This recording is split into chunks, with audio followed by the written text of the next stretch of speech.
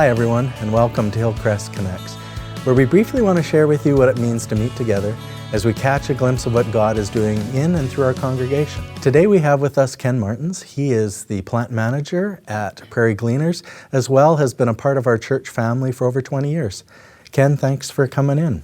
You're welcome. So share with us a little bit about how COVID-19 has affected you personally. How has it affected you and your family?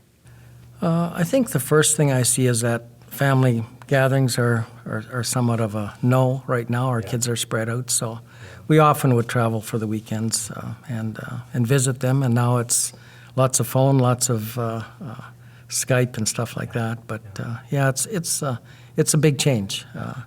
We have one daughter in town and then 3 out of town, so it makes life a little bit more stressful, especially for my wife, of course. So.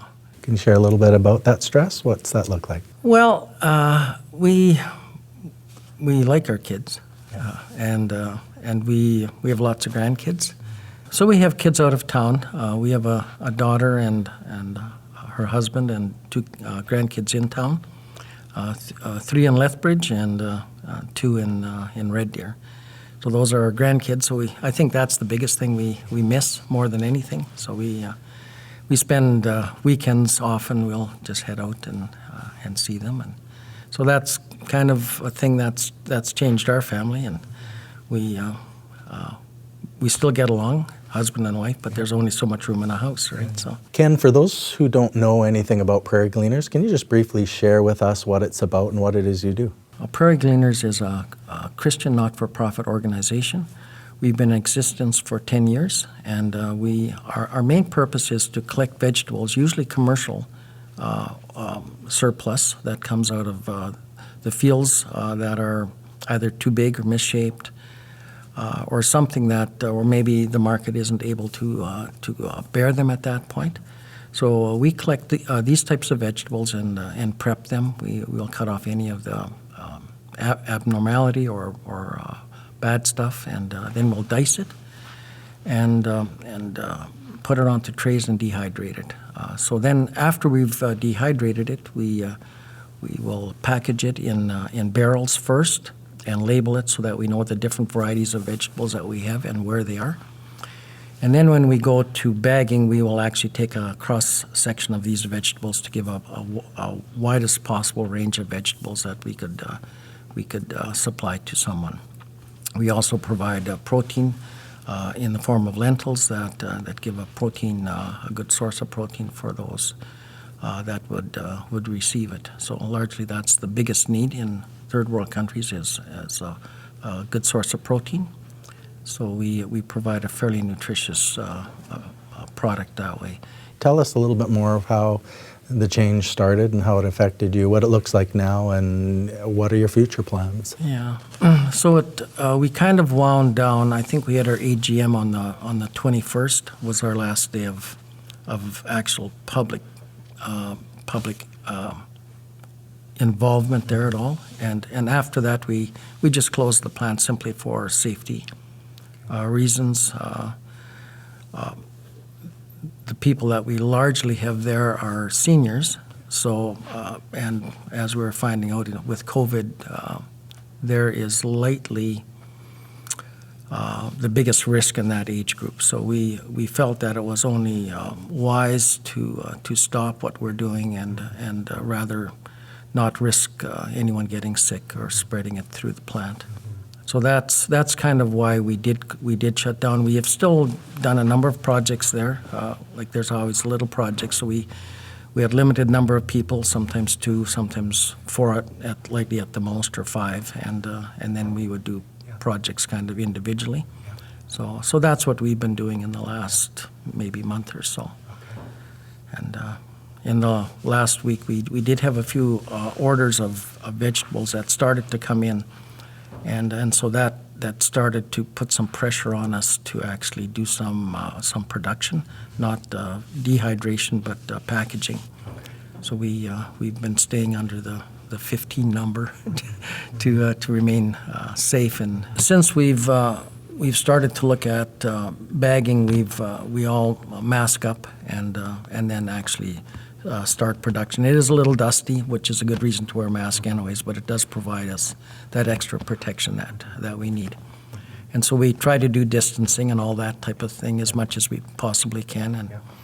And so we're actually preparing vegetables now just for the coming shipments. So there's a number of shipments that likely will be on demand again. So we're trying to get a little bit ahead of the orders. Do you ever feel pressure that your people are depending on you for food and you're not able to provide it? I don't think I feel pressure in that sense. We've been depending on God to supply everything, including the vegetables to dehydrate, and also the orders to come in. So I think we understand that He's in control. So I think we've just come to rest in the fact that He will provide what we need when we need it. We did actually have a big backlog till right presently. That's why we weren't bagging. Our sea container was completely full. Okay.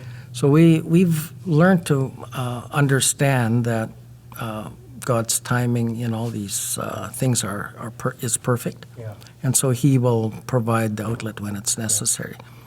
I'm not trying to say that waiting is easy. It's never easy. We would like our life and our path to be straight, that we could see every turn and curve. But part of living the life of faith is not to know. It's to learn to depend on what God is doing and how He's doing it and when He's doing it. Yeah. And we're players in that game that He's allowed us to be part of. Can you take some of that idea and give us some words of encouragement? Part of the life of faith is depending, and I think in a society of affluence, we like to be in control, and when we lose control of certain parts, it can cause us to become fearful. But I think the biggest thing about faith is that we don't have to fear if we can trust God for what He's providing. And so He's provided for us all personally. And I know some people are under a lot of stress because of this, financially and otherwise.